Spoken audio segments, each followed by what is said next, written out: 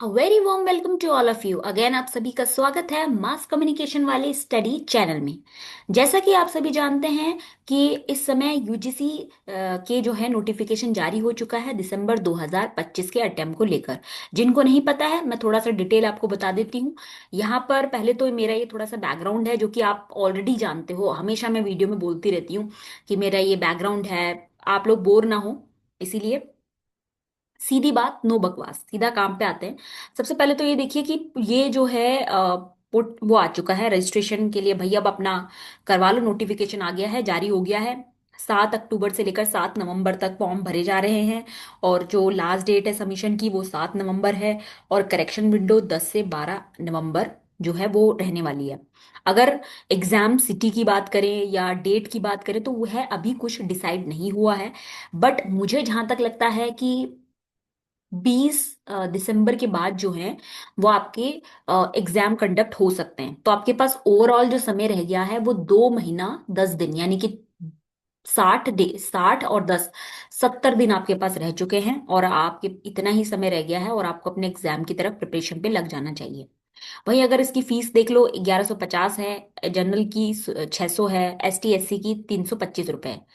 अब ये जो हो गया हिसाब किताब हो चुका है, मतलब अब आप मान के चल लो आपकी उल्टी गिनती स्टार्ट आज से।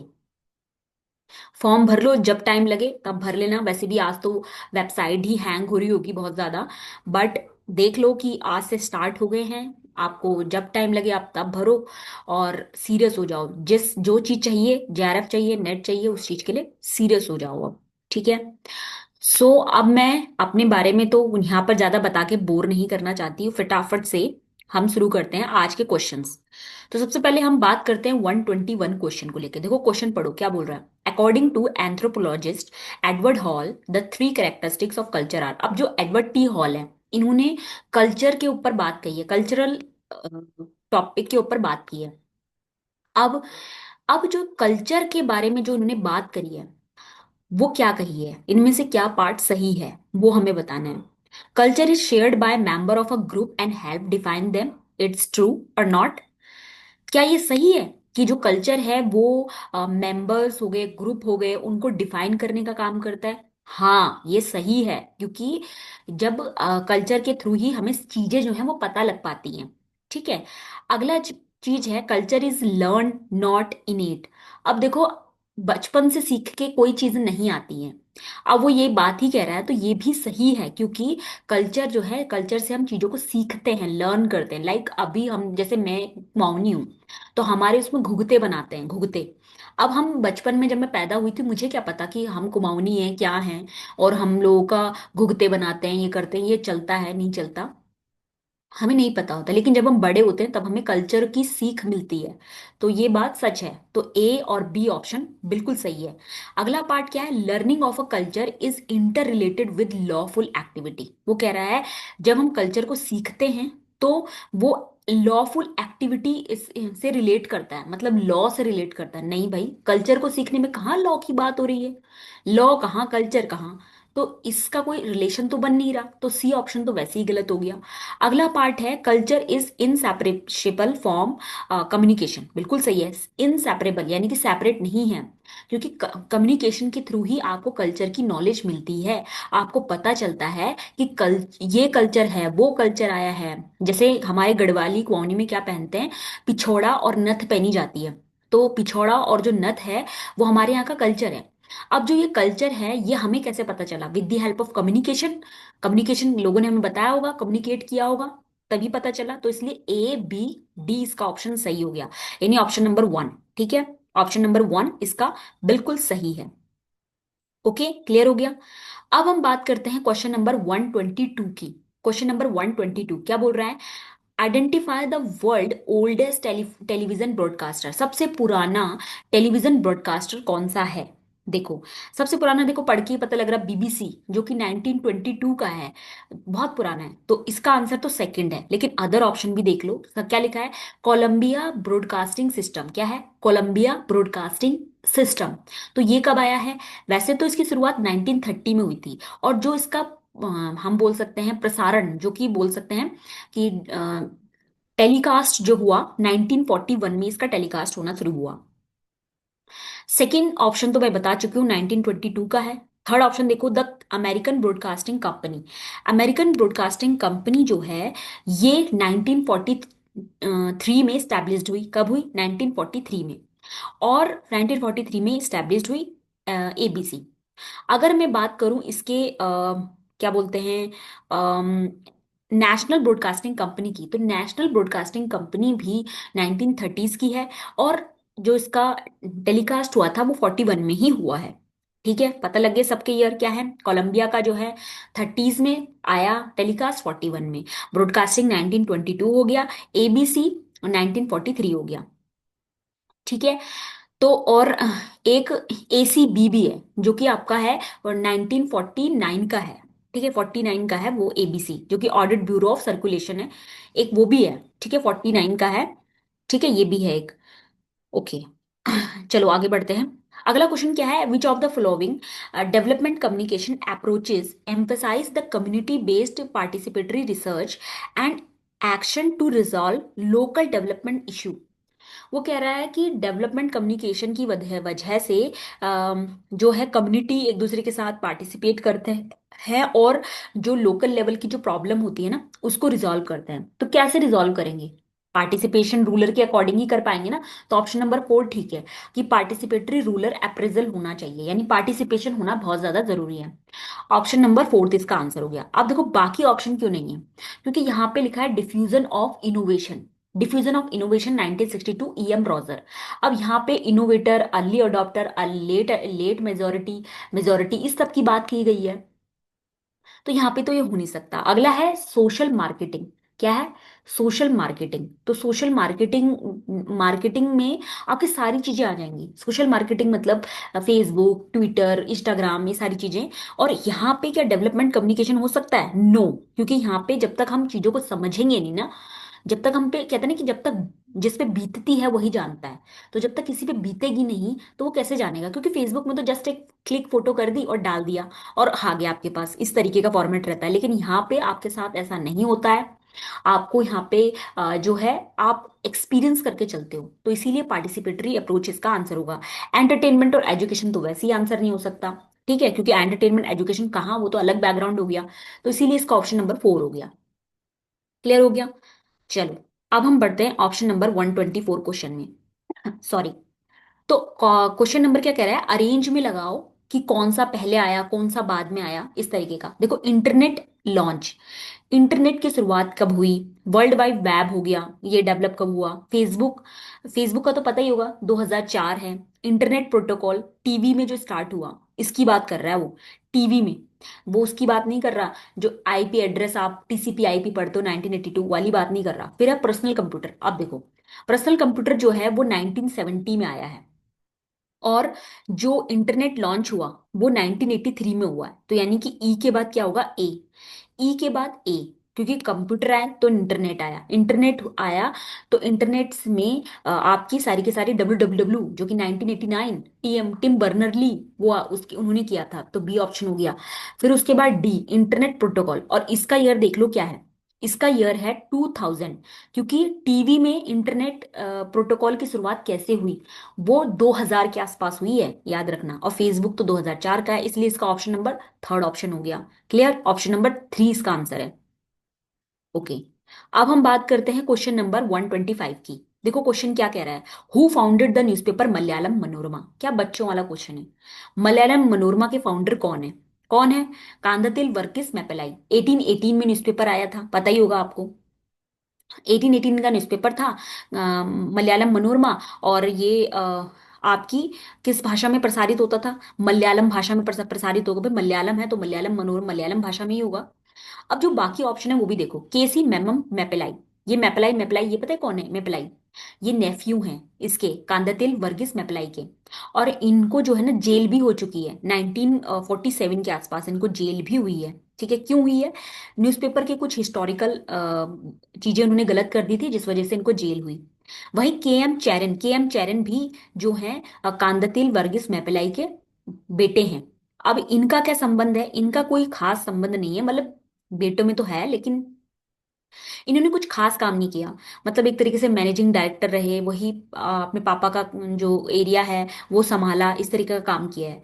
और फिर आते हैं सी पुन हीरामन हीरामा मेनन। ये जो है ये खास हैं क्योंकि ये जर्नलिस्ट हैं, और इनकी मलयालम मनोरमा से इनका कोई लेना देना नहीं है, पत्रकारिता से इनका केरला पत्रिका से लेना देना है। किससे? केरला पत्रिका, जो कि 1884 में इन्होंने स्टार्ट की थी। कब? 1884 में केरला पत्रिका जो शुरू की है, उन उससे इसका लेना देना है। क्लियर हो गया? ठीक है।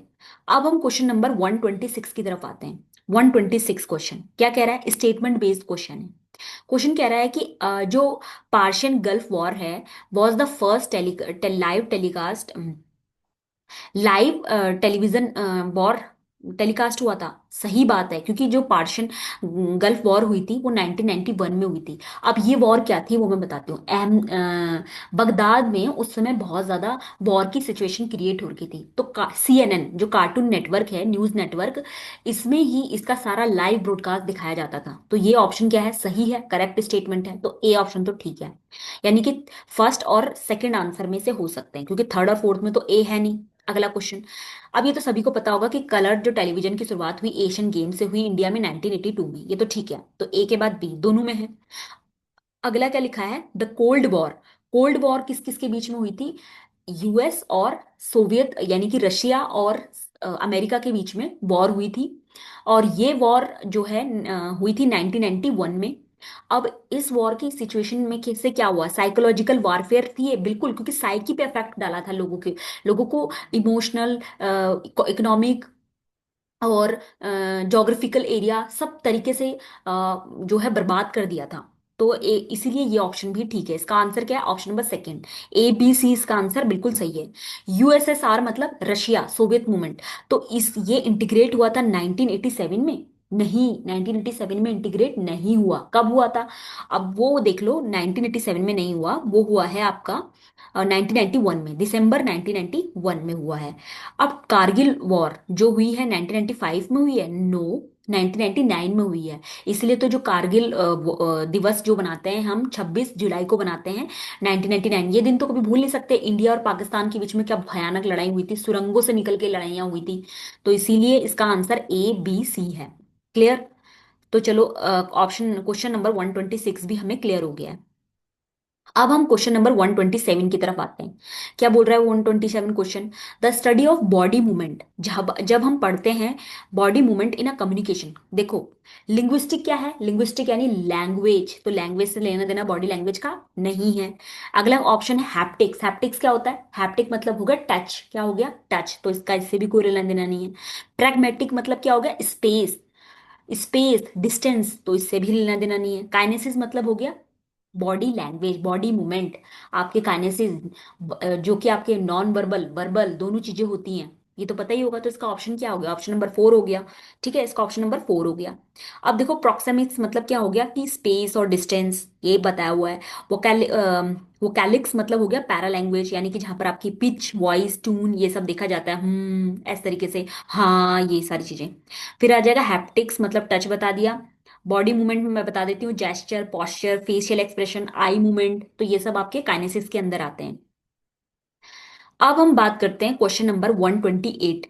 128 क्या पूछ रहा है? कि कौन सी स्टेटमेंट बिल्कुल ट्रू है जब हम चीजों को कंप्रेस करते हैं और एनकोड करते हैं किसी स्कीम को। Which of the following is true about compression and encoding scheme known as motion picture expert group 4? MPG full form भी आ जाती है, मोशन पिक्चर एक्सपर्ट ग्रुप 4 वाली कैटेगरी के अंदर। देखो, सबसे पहले तो बता देती हूँ, मोशन पिक्चर एक्सपर्ट ग्रुप, यहाँ पर जो भी पिक्चर्स होंगी वो तो कॉम्प्रेस्ड की जाएंगी। ये बिल्कुल सही बात है, ये पता होना चाहिए। अब वो बोल रहा है it reduce the amount of, वो कितनी कॉम्प्रेस होनी चाहिए? क्या 80% हो जानी चाहिए? मतलब 100% आपके पास डाटा है, उसमें से 80% आपने कॉम्प्रेस कर दिया, तो 20% से काम चलेगा क्या? नहीं, ऐसा तो हो नहीं सकता। तो 80%, तो भाई 80% तो जाएगा नहीं। 80% फिर वीडियो में बचा क्या? अगर 80% आप कॉम्प्रेस कर दे रहे हो, वीडियो में तो कुछ बचा ही नहीं। तो ए ऑप्शन होगा नहीं। अगला क्या है? MPEG 4। MPEG 4 was historically the dominant industry standard for internet video streaming. बिल्कुल सही बात है, क्योंकि क्या हो रहा है, जो इंटरनेट है वो आज के समय में काफी ट्रेंड में चल रहा है। अब उसमें छोटा छोटा आप देख रहे हो कि एमपीईजी फॉर्मेट से निकाल के फाइल्स को शॉर्ट वीडियोस में बना के डाल दे रहा है। 60-60 सेकंड की वीडियो पोस्ट हो जा रही है कॉम्प्रेस होके। तो ये बात तो सच है, इंटरनेट की वीडियो स्ट्रीमिंग में तो चल रहा है। अगला है एमपीईजी 4 जो है वो इंटरनेट ही नहीं, टेलीविजन में भी अलग तरीके की क्रांति ला दी है उसने। हाँ ला दी है भाई, क्यों, टेलीविजन भी तो लोग देखते हैं। फिर चौथा ऑप्शन है कि जो एमपीईजी है, audio format can be send and receive easily, बिल्कुल इजीली, क्योंकि साइज छोटा हो गया ना। हम यहाँ पे फाइल को इजीली सेंड कर सकते हैं और डाउनलोड भी इजीली कर सकते हैं। तो डी ऑप्शन भी ठीक है। फिर अगला क्या है, MPEG 4 format needs lesser bandwidth space. हाँ, क्योंकि जो बैंडविड्थ स्पेस है वो कम हो जाता है, कॉम्प्रेस हो जाता है, जिसकी वजह से ये ऑप्शन भी क्या हो जाएगा, सही हो जाएगा। इसलिए ऑप्शन ऑप्शन क्या है, BCDE, ये ऑप्शन है। यानी कि इसका ऑप्शन नंबर हो गया ऑप्शन नंबर 1। ऑप्शन नंबर 1 इसका आंसर है। ठीक है, क्लियर हो गया। अब ये जो क्वेश्चन है ये मैं पहले करा चुकी हूँ, ये पिछले सेशन का आ गया है, ये स्किप कर दीजिए। जिन्होंने प्रीवियस वीडियो नहीं देखी है वो प्रीवियस वीडियो देखो, उसमें मैंने ये बताया है, जो 120 क्वेश्चन सॉल्व कराए हैं मैंने पहले, उसमें ये आंसर बताया हुआ है। अब देखो अगला क्वेश्चन पे आते हैं। अगला क्वेश्चन बोल रहा है, which article of the Indian constitution allows permit freedom of speech in parliament where no member shall be able for any legal proceeding. क्या बोल रहा है कि जब इंडिया के संविधान में, जब इंडिया के संविधान में ये अलाउ है कि जब कोई मेंबर ऑफ अ पार्लियामेंट कुछ भी बोलता है, फ्रीडम ऑफ स्पीच के थ्रू कुछ भी कहता है, तो उसके ऊपर कोई भी लीगल प्रोसीडिंग नहीं की जाएगी। ये किस आर्टिकल में बोला गया है, ये बोला गया है आर्टिकल नंबर 105 में। ठीक है, यानी कहने का मतलब है कि जो कोर्ट है उसके अंदर जो मेंबर है, जब वो आपस में बात करते हैं ना, जब वो आपस में बातें कर रहे होते हैं, जब कोई मुद्दा होता है, तो वो एक दूसरे को टिप्पणियां करते हैं, व्यंग्य कसते हैं, पोक करते हैं।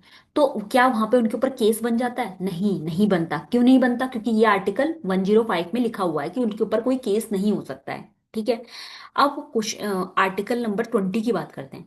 20 कहता है कि प्रोटेक्शन, ऑफेंस जो है उनका प्रोटेक्शन किया जाता है। आर्टिकल 20 ये कहता है, क्या है ऑफेंस, जैसे फॉर एग्जाम्पल किसी क्रिमिनल ने किसी लड़की का कत्ल भी नहीं किया था, लेकिन उसको उसके केस में जेल पहुंचा दिया गया। अब वो अपना प्रोटेक्शन तो लेगा ना कि यार मैंने तो किया नहीं था, मेरे को तो जबरदस्ती जेल पे डाल दिया है। तो वो प्रोटेक्शन लेने के लिए आर्टिकल 20 में अंदर आ जाएगा। अब देखो आर्टिकल 101 क्या बोलता है, vacancy vacation of seat, seat का खाली होना, उसकी जगह फिर किसी और को ले लेना। तो वो आता है, जैसे ये केस तब लगता है जब मेंबर ऑफ अ पार्लियामेंट के जो मेंबर हैं, अगर संसद में जो है संसद चल रही है और वहां पे कोई मेंबर 2 महीने से यानी 60 दिन से ज्यादा नहीं आ रहा है, तो उसकी जगह किसी और को दे दी जाती है। तो ये हो गया सेक्शन नंबर, आर्टिकल नंबर 101 में। ठीक है, क्लियर हो गया। अब आर्टिकल 19 तो हमको पता ही है, freedom of speech and expression, यानी कि आपको बोलने का अधिकार है, आपको पीसफुली रहने का अधिकार है, आपको यूनियन के साथ फॉर्म करने का अधिकार है, आपको थॉट आप फ्रीली बोल सकते हो, आपको रहने का अधिकार है, आपको बिजनेस करने का अधिकार है, आप प्रैक्टिकल चीजों को सीख सकते हो। तो सब चीजों का आपको क्या है, अधिकार है। ये आर्टिकल 19 में बताया गया है। आर्टिकल 105 में ऑलरेडी बता चुकी हूँ। तो आई होप ये क्वेश्चन क्लियर हो गया, ऑप्शन नंबर 105 इसका आंसर था।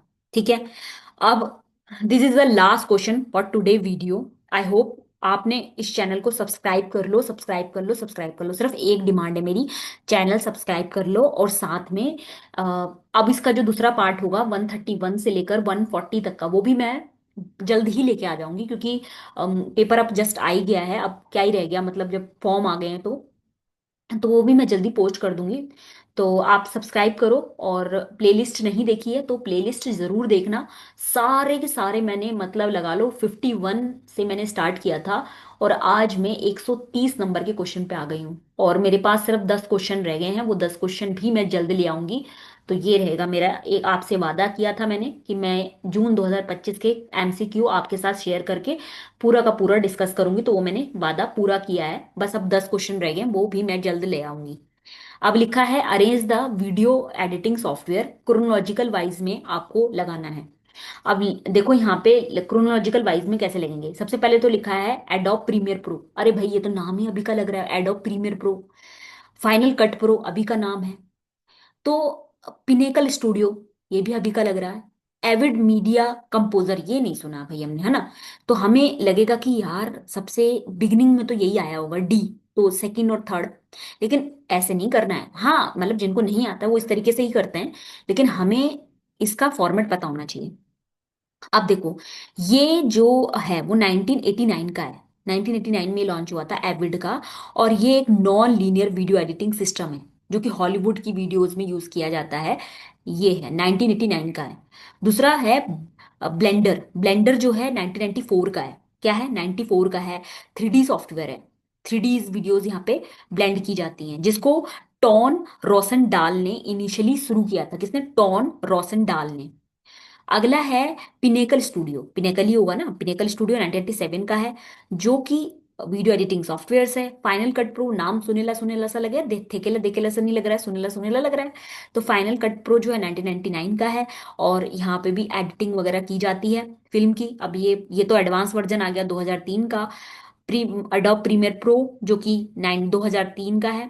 ठीक है, वैसे इसे 1991 में ही लॉन्च कर दिया गया था, बट जो इसकी शुरुआत हुई वो 2003 में हुई है। ठीक है। तो आई होप आपने, ये था आज का लास्ट क्वेश्चन। तो थैंक यू बोल देती हूँ मैं अब। और सेशन को लाइक कीजिए, सब्सक्राइब कीजिए चैनल को। और इस तरीके से प्यारी प्यारी वीडियोस आपके पास आ रही हैं।